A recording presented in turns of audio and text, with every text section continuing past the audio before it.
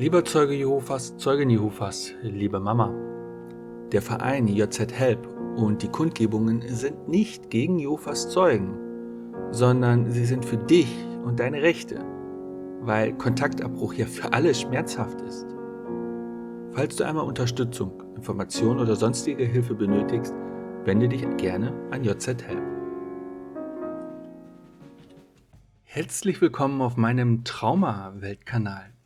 Folgender interessante Artikel erschien auf meinbezirk.at von Daniel Wilsche-Prokesch. Kundgebung gegen den Kontaktabbruch und Ächtung. Stellen Sie sich vor, Sie befinden sich in Isolation. Für immer.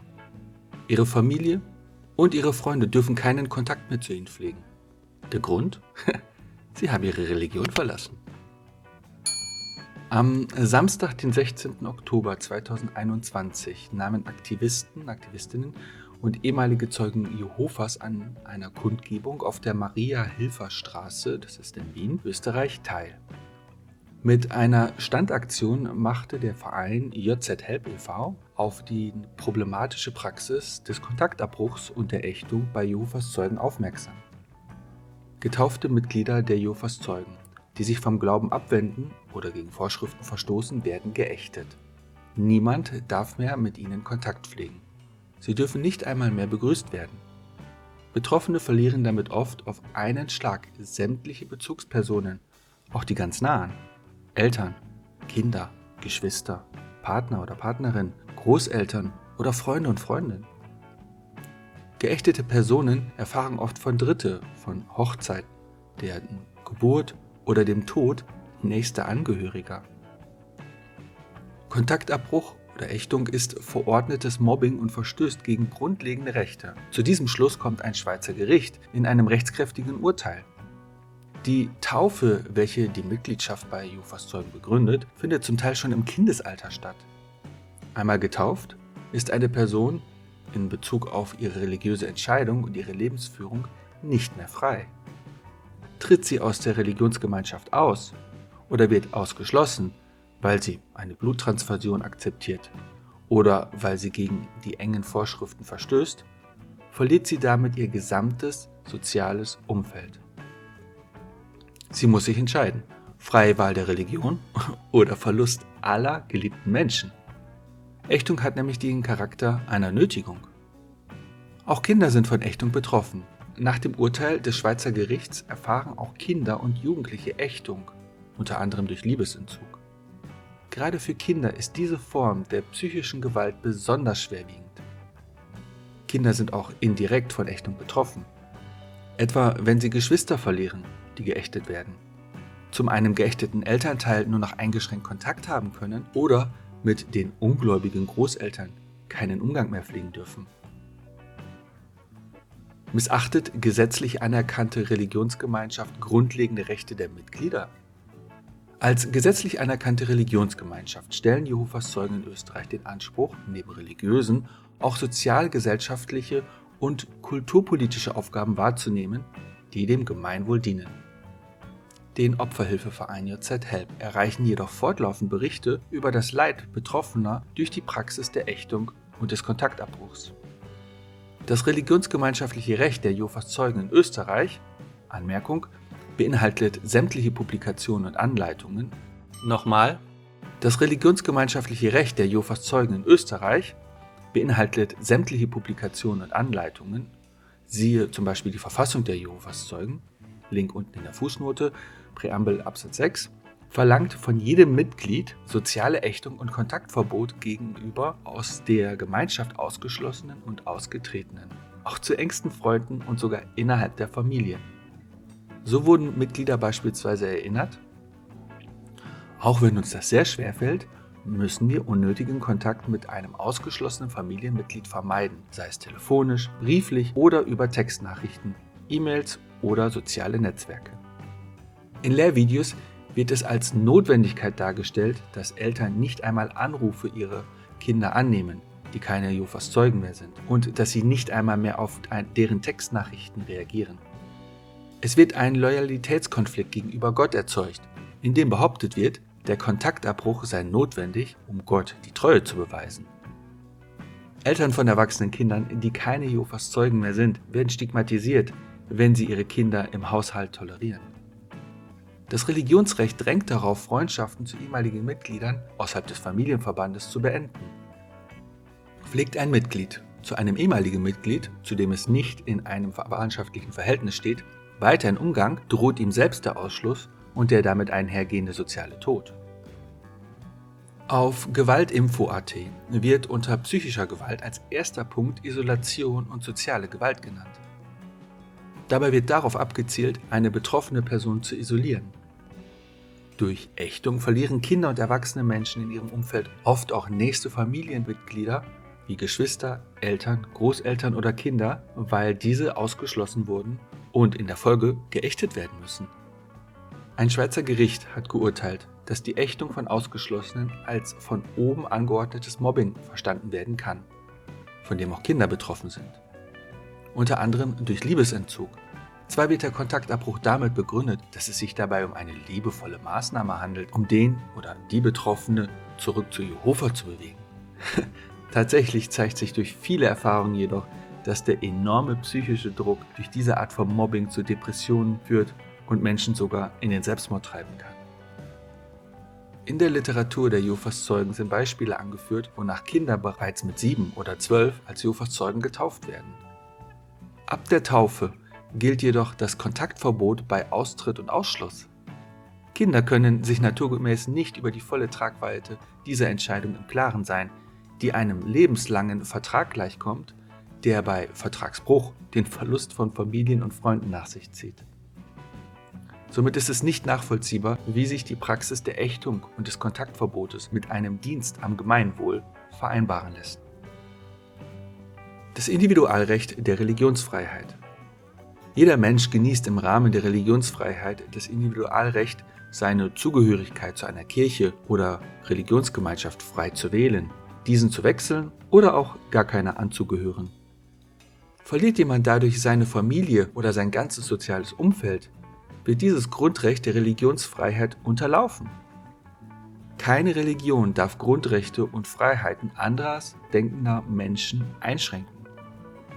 Wenn eine Religion bestimmt, wer mit wem Umgang haben darf, greift das zutiefst in die Grundrechte eines Menschen ein.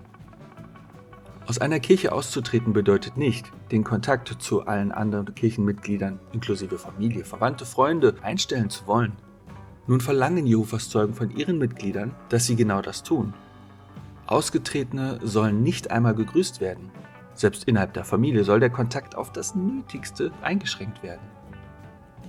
Grund- und Menschenrechte gelten für alle, auch für ehemalige Zeugen oder Zeuginnen Jehovas.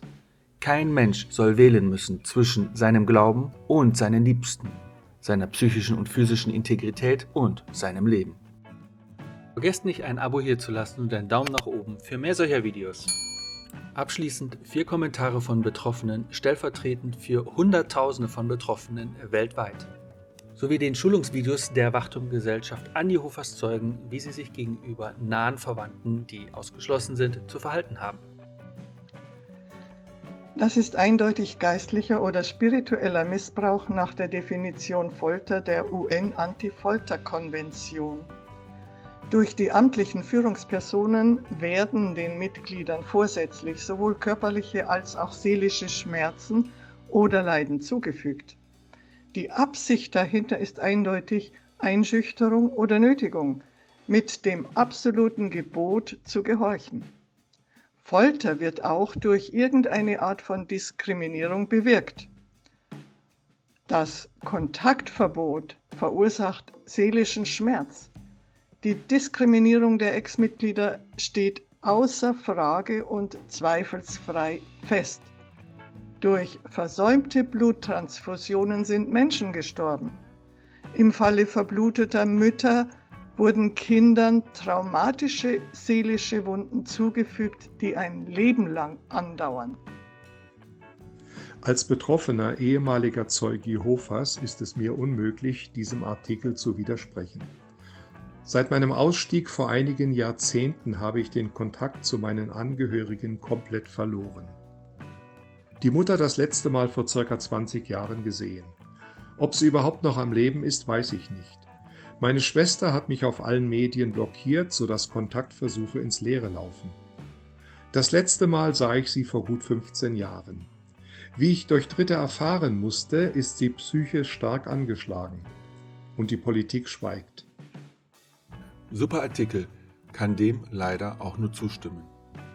Als Beispiel, wie schnell man komplett abgeschlossen wird und Familie und Freunde komplett verliert, kann ich meine Erfahrung von Samstag teilen. Nachdem ich schon mehrere Jahre nicht mehr aktiv war und die Versammlung nicht mehr besucht habe, aber noch offiziell am Papier Zeuge war, hauptsächlich damit meine Eltern noch mit mir reden, habe ich mich Anfang des Jahres entschlossen, auszutreten, weil es für mich nicht mehr tragbar war, Teil der Organisation der Jehovas Zeugen zu sein. Das allein war schon, wie erwartet, nicht einfach. Die meisten haben den Kontakt ohne Kommentar abgebrochen. Einzig meine Schwiegereltern haben noch mit mir gesprochen und mich auch noch zu ihnen eingeladen, natürlich nur, wenn sonst niemand eingeladen war, was ich ihnen hoch anrechne. Am Samstag war ich für ein paar Stunden als Besucher am Stand und habe mich mit ein paar Leuten nett unterhalten. Wie es der Zufall so will, ist natürlich ein noch aktiver Zeuge vorbeigegangen, der mich und meine Familie kennt. In dem Moment habe ich mir nichts dabei gedacht, bin ja schon ausgetreten und werde geschankt. Circa eine Stunde später schon habe ich und auch meine Frau Nachrichten von unserer Familie und ehemaligen Freunden bekommen, ob das stimmt, dass ich auf der Maria-Hilfer-Straße mit Plakaten stehe und Flyer verteile, um gegen Jehovas Zeugen zu schimpfen und dass ich meine Meinung haben darf, die sie respektieren, aber ich solle doch einfach still sein.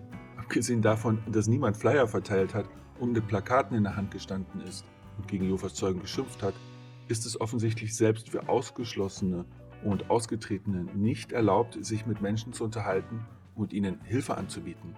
Toleranz und Respekt wird von Zeugen sehr stark eingefordert, aber umgekehrt anderen gegenüber nicht zugestanden, sondern sehr verdreht definiert. Deine Meinung verletzt mich und wenn du sie nicht ändern kannst, ehe ich dich nicht einmal mehr grüße, auch wenn du zur Familie gehörst. Nun, ich vermute, das war es wohl eher auch mit dem Kontakt zu meinen Schwiegereltern. Vielen Dank nochmal an JZ Help und den Organisatoren oder Torinnen des Standes. Es ist so wichtig, dass es Anlaufstellen wie euch gibt. Dieser Tag hat wieder einmal gezeigt, wie wenig doch die Menschen über die Praktiken bei Jehovas Zeugen wirklich wissen. Jeder kennt sie durch ihre regelmäßigen Besuche an den Wohnungstüren, doch kaum jemand weiß, was innerhalb der Glaubensgemeinschaft wirklich vor sich geht. Wenn sie vor den Wohnungstüren stehen und über das zukünftige Paradies auf Erden erzählen, wird klarerweise nicht erwähnt, dass dieses Paradies nur getaufte Zeugen Jehovas erleben werden. Alle anderen Menschen, nämlich die rund 8 Milliarden, die nicht zu dieser Organisation gehören, werden durch Jehova in Hamagedon vernichtet. Dieser guten Botschaft vom Paradies geht also eines voraus: der größte Genozid der Menschheitsgeschichte, herbeigeführt vom liebevollen Gott der Bibel, dem Jehovas Zeugen auch ihren Namen verdanken. Hat man einmal Zeugen Jehovas kennengelernt, fällt es einem regelrecht schwer zu glauben, dass es sich hier um eine hochmanipulative Gruppe handelt. Der einzelne Zeuge ist hier nicht das Problem, sondern das eigentliche Opfer, das sich an strikte Anweisungen und eine bis ins kleinste Detail geplante Lebensweise halten muss. Durch geschickte Manipulation und Indoktrination glaubt der einzelne Zeuge wirklich, dass er oder sie Teil der einzig wahren Religion sind und dass dieses Paradies auf Erden in Kürze errichtet werden wird. Das verpflichtende Predigtwerk, das sie an die Haustüren der Menschen führt, wird deshalb auch als ein Rettungswerk gesehen. Würde man sich am Predigtwerk nicht beteiligen, würde man Blutschuld auf sich laden und könnte für die Vernichtung von Menschen in Hamagedon verantwortlich gemacht werden. Wöchentlich werden sie geschult, um die richtigen Worte und Einleitungen für den Besuch an der Haustüre zu lernen, damit man mit geschickten Fragen und passenden Antworten die Menschen zum Nachdenken bringt. Es wird gezielt auf Dinge geachtet, die verraten können, an was der Mensch hinter der Haustüre glaubt oder mit welchen Dingen er sich beschäftigt. Ist vielleicht gerade ein Angehöriger verstorben, wird einem von der Auferstehungshoffnung und dem Paradies erzählt, in welchem man diesen Menschen bald wieder sehen kann. Natürlich nur dann, wenn man ein Zeuge Jehovas wird. Wie manipulativ und berechnend so eine Vorgehensweise ist, brauche ich hier nicht zu erwähnen. Woher ich das alles weiß? Ich war selbst über 20 Jahre ein Zeuge Jehovas und auch ich bin von Haus zu Haus gegangen, um mit Menschen über die gute Botschaft Gottes zu sprechen. Nach vielen Jahren des Zweifels musste ich meiner Neugierde nachgeben und habe mich über diese Glaubensgemeinschaft im Detail informiert. Was ich dabei erfahren musste, hat mein Glaubensgerüst bis aufs Tiefste erschüttert.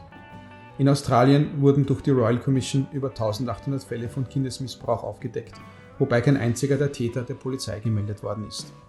Ich musste mit meinen eigenen Augen mit ansehen, dass Jeffrey Jackson, Mitglied der leitenden Körperschaft der Zeugen Jehovas, vor Gericht verhört worden ist. Fast zur gleichen Zeit wurden jedoch in einer der JW Broadcasting Sendungen, der Fernsehkanal der Zeugen Jehovas, die Anschuldigungen des Kindesmissbrauchs als Lügen dargestellt, die von ehemaligen Zeugen, sogenannten Abtrünnigen, verbreitet werden, um aktive Zeugen zu beeinflussen und von der wahren Religion abzubringen. Was hier offensichtlich wird, ist, nur die Publikationen und Informationen der Wachturm-Gesellschaft berichten die Wahrheit und deshalb sollten nur diese von Mitgliedern konsumiert werden. Somit hat ein aktiver Zeuge Jehovas so gut wie keine Chance, seinen Glauben kritisch zu hinterfragen, da sie Informationen durch Medien und Internet nicht vertrauen, als Lügen dargestellt werden und daher auf eine Art und Weise von Satan stammen. Das ist nur eine der Manipulationstechniken, die hier verwendet werden, um Mitglieder vor der bösen Welt zu schützen und ein Abfallen zu vermeiden. Ich könnte zu diesen Themen noch Romane schreiben, aber der Kommentarbereich ist nicht der geeignete Rahmen dafür. Einer der schlimmsten Erfahrungen, die ich seit meinem Austritt im Jahr 2019 machen musste, ist die Ächtung durch ehemalige Freunde und teilweise auch Familie. Freundschaften sind bei Jehovas Zeugen nämlich an eine Bedingung geknüpft, nämlich, dass man ein Zeuge ist und sich keinesfalls kritisch gegenüber der Religionsgemeinschaft äußert. Begeht man eine Sünde und bereut diese nicht, wird man ausgeschlossen. Oder man entscheidet sich, die Glaubensgemeinschaft zu verlassen. Das Ergebnis ist immer das gleiche. Man wird von seinem gesamten sozialen Umfeld geächtet und meist nicht mal mehr gegrüßt. Was das bedeutet, wenn man über 20 Jahre in einer solchen Glaubensgemeinschaft lebt und das gesamte soziale Umfeld auf dieser aufgebaut wurde, brauche ich hier im Detail nicht erwähnen. Diese Ächtung macht sogar vor der Familie nicht Halt, was sehr oft zu massiven psychologischen Problemen und seelischem Leid bei den Ausgeschlossenen führt. Trotzdem wurden Jehovas Zeugen in Österreich als staatliche Religionsgemeinschaft anerkannt und haben damit ihren eigentlichen Status als Sekte verloren. Dabei sei zu erwähnen, dass auch die Vereinigungskirche, besser bekannt als die Immunsekte, in Österreich zu den staatlich anerkannten Religionsgemeinschaften zählt. Die staatliche Anerkennung sagt jedoch leider nichts über die Praktiken innerhalb einer Glaubensgemeinschaft aus und damit auch nicht, ob sie aufgrund ihrer Lehren und Handlungen als Sekte eingestuft werden sollte oder nicht. Stephen Hassan, ein Sektenexperte aus den USA, der selbst noch Mitglied in der Vereinigungskirche war, hat in seinem Buch Combating Cult Mind Control zu Jehovas Zeugen Stellung genommen. Gerade in unserer heutigen Gesellschaft, wo sogar Themen wie Covid-19 die Bevölkerung in zwei Lager spaltet, sollten sich Öffentlichkeit und Regierung mit diesem Thema befassen.